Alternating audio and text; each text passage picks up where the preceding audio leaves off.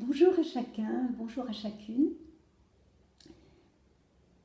Pour ceux qui ne me connaissent pas, je suis Martine Garcin-Fradet. Euh, J'accompagne euh, des personnes privées de parole, des personnes qui suivent un chemin d'évolution, un chemin euh, psychothérapeutique aussi, et j'ai mis au point une approche que j'appelle la communication profonde accompagnée. J'anime aussi des constellations que j'appelle aujourd'hui constellations de vie. Voilà, je ne vais pas vous en dire plus parce que ce n'est pas le sujet de ce que j'ai envie de partager avec vous aujourd'hui. Je suis actuellement dans le pays où je suis née, en Uruguay, c'est-à-dire dans l'hémisphère sud, où nous sommes également touchés par le Covid. La tension est moins importante, il y a moins de cas de maladies ici. Les mentalités sont également différentes, ce qui permet certainement du recul de ma part, ce qui me permet de regarder les choses en étant moins sous la pression de ce qui se vit en France, et de cela j'ai bien conscience. J'avais envie de venir témoigner de ce que je ressens aujourd'hui, de ce que je ressens depuis l'autre bout du monde où je suis, et aussi de ce que je ressens depuis le plus profond de mon être par rapport à ce qui se vit, à ce qui se dit, à ce qui circule sur Internet, aux diverses vidéos, aux diverses prises de position, parfois totalement opposées, qui sont bien entendu déroutantes. Certaines responsables du corps médical ont des convictions qui sont basées sur des expériences, sur des recherches sérieuses. D'autres représentants du corps médical ont un positionnement différent. Les journalistes également se positionnent de manière différente. Je reçois des mails, des lettres de journaux alternatifs qui proposent encore une autre vision des choses. Et j'ai bien conscience que cela peut être très perturbant. C'est pour ça que j'avais envie de témoigner aujourd'hui. De témoigner à partir de ce qui a été pour moi un chemin d'évolution, un chemin de vie qui m'a été permis par l'intermédiaire de plusieurs personnes, de nombreuses personnes, qui m'ont fait avancer sur mon chemin, et ma famille aussi. Chacun, nous avançons les uns grâce aux autres, les uns par rapport aux autres. Mais la première personne de laquelle je souhaite parler, parce qu'il me semble que son enseignement a toute sa place aujourd'hui et qu'il est vraiment important de le rappeler. La première personne, c'est Pierre Veille. Pierre Veille, je ne vais pas m'étaler sur son parcours, hein. Vous trouverez sur Internet très facilement, sur Wikipédia, de nombreuses explications sur le chemin qui a été le sien. Pierre Veille a créé UNIPAS, Université de la Paix. Il l'a créé au Brésil avec une association en France qui existe toujours et qui est présidée par Roswitha Langtin. Et Roswitha, si tu m'écoutes, je te fais un grand bonjour avec toute la reconnaissance que j'ai pour ce que tu as apporté en organisant pendant 20 ans les séminaires de Pierre Veille en France. Moi-même, je les ai suivis 2 fois de suite. Pierre Veille nous enseignait, entre autres choses, nous enseignait que la paix commence à l'intérieur de nous. Son objectif était vraiment de permettre que la paix s'installe de plus en plus dans le monde. Et en tant que psychologue, docteur en psychologie, en tant aussi qu'initié, dans la mesure où il a passé 3 ans avec un maître tibétain. Il vivait la paix à l'intérieur de lui-même. Il était un exemple vivant. Il est mort en 2008. Il était un exemple vivant de ce qu'il enseignait. Et bien sûr, cela laisse des traces profondes chez ceux qui ont eu la chance de suivre son enseignement. De lui, j'ai appris que si je rencontre des conflits à l'extérieur de moi, ils sont le reflet de conflits que je vis à l'intérieur de moi. De lui, j'ai appris que j'étais responsable des pensées que j'entretenais, que je pouvais à tout instant décider si j'acceptais ou non qu'une pensée prenne possession de mon cerveau, de mon être, de ma tête. Je pouvais décider de choisir d'alimenter des pensées d'amour, de joie, d'harmonie, de paix.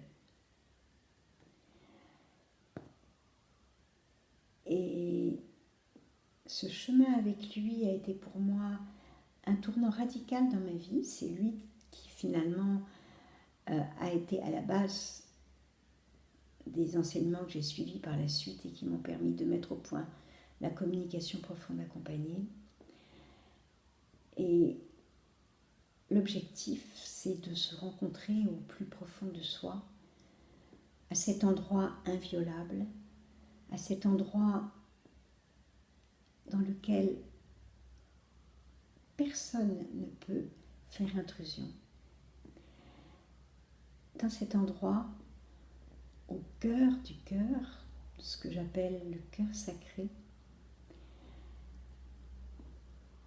qui permet d'alimenter la joie, la paix, l'amour. Et quand je parle de joie, je ne parle pas d'une joie qui sera forcément démonstrative.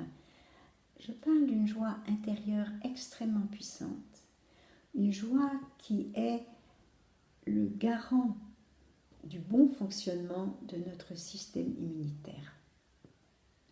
En cette période troublée, où des avis divergents peuvent créer de la division à l'extérieur et puis à l'intérieur de nous,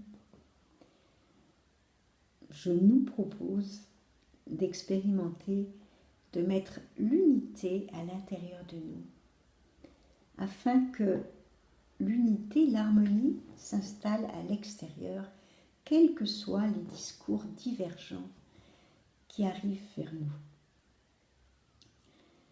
La deuxième personne qui a beaucoup compté dans mon chemin est Michael Rhodes. Michael Rhodes qui vient d'Australie. Là aussi, vous pouvez regarder sur Wikipédia quel est son chemin et lire certains de ses livres.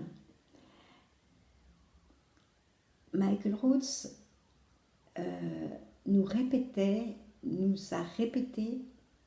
encore, simplement cette année, à cause des problèmes sanitaires, ces séminaires ont été annulés. Mon mari Philippe et moi, nous avons été pendant plus de 13 ans les organisateurs de ces séminaires. Nous en avons à plusieurs reprises organisé plusieurs dans une même année. Donc nous avons entendu son discours à de maintes reprises. Et de ce discours, j'aimerais aujourd'hui évoquer 2 points essentiels pour ce qui se passe aujourd'hui. Le premier point, c'est l'énergie va là où va la pensée. Where you focus, your energy flows. Où vont notre pensée ? Sommes-nous dans la crainte de ce virus ? Est-ce que nous écoutons beaucoup de vidéos qui viennent alimenter notre inquiétude ? Nous pouvons le faire par simple curiosité pour essayer de comprendre. Simplement à force de se focaliser sur ce virus, nous lui donnons de la puissance, nous lui donnons de l'importance, parce que notre pensée, notre énergie va vers lui. Il est possible qu'il soit quelque part notre ami. Il est possible, même peut-être vraisemblable, qu'il nous permette de changer radicalement notre mode de fonctionnement, aussi bien économique que social. Il est possible qu'il nous invite à un monde dans lequel les échanges, les partages, la convivialité seront beaucoup plus présents.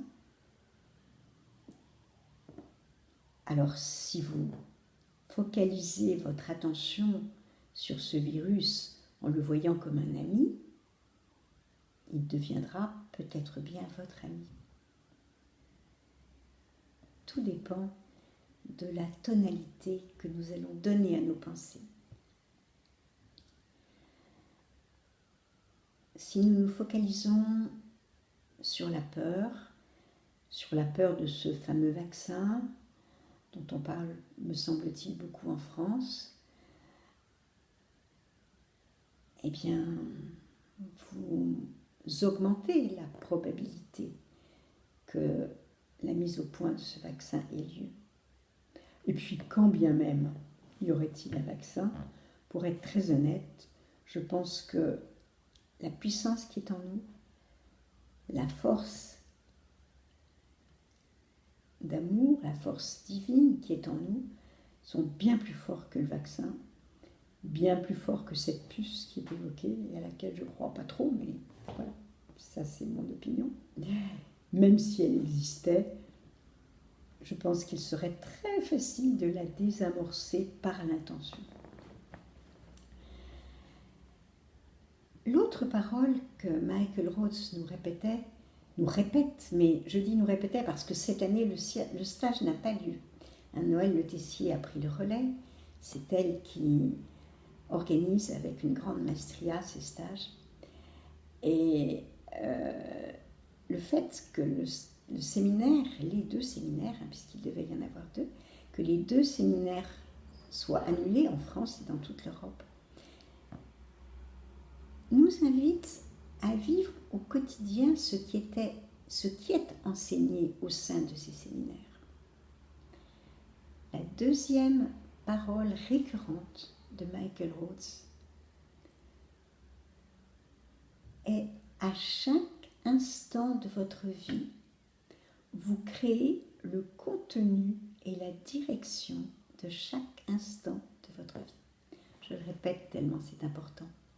Pour ceux qui ne connaissent pas Michael Rhodes, à chaque instant de votre vie, vous créez le contenu et la direction de chaque instant de votre vie.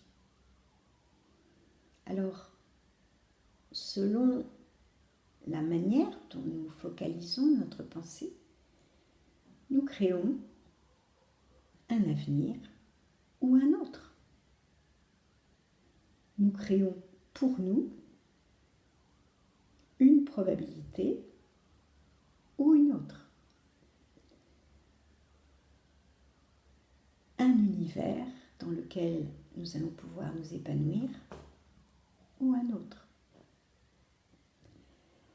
Voilà ce que j'avais envie de vous partager parce que ça me tient à cœur, ça me tenait à cœur depuis longtemps. Je suis en lien avec tous ceux d'entre vous que je connais et puis aussi avec ceux que je ne connais pas. Et je termine en vous envoyant mes meilleures pensées et un sentiment d'amitié en écrivant ce mot d'une manière un peu particulière, âme, A accent circonflexe, M-E, I-tier, c'est-à-dire le sentiment que nous sommes tous un, nous sommes tous issus d'une grande âme et que ce que nous mettons en œuvre pour nous-mêmes, nous le mettons aussi en œuvre pour ceux qui nous entourent et à long terme pour l'humanité. Je vous souhaite une belle journée et à bientôt.